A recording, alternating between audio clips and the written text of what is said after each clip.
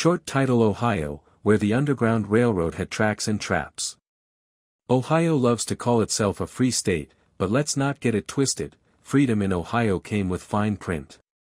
Yeah, the Underground Railroad had safe houses and brave folks riskin' it all, but that same state also passed laws sayin' black people couldn't testify in court, vote, or even move in without posting a $500 bond.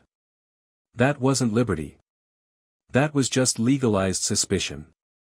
Now it's true, Ohio had heroes. Folks like John Rankin and the folks in Oberlin who turned their towns into sanctuaries. But for every ally, there was a bounty hunter, a neighbor ready to snitch, and a sheriff ready to help. Runaway slaves weren't safe just because they crossed the border. Ohio made sure of that.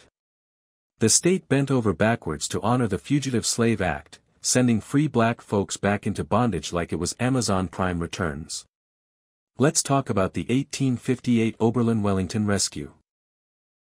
When a fugitive slave was captured, black and white abolitionists stormed the jail and freed him. The federal government responded like they'd been robbed of gold, dozens of people arrested, tried, made examples of. That wasn't justice. That was federal intimidation.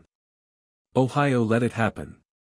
Post-slavery, Ohio did what every other so-called progressive state did. Used housing policies to box in black families, especially in cities like Cincinnati and Cleveland. Redlining made sure you could work downtown but couldn't live there. Urban renewal came later, Code 4, tear down the black neighborhoods and call it progress. And don't act brand new. The modern police shootings, the school funding gaps, the eviction rates. That's not coincidence.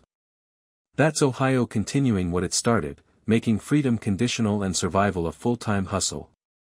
Lashes for every black body sent back south on the state's watch.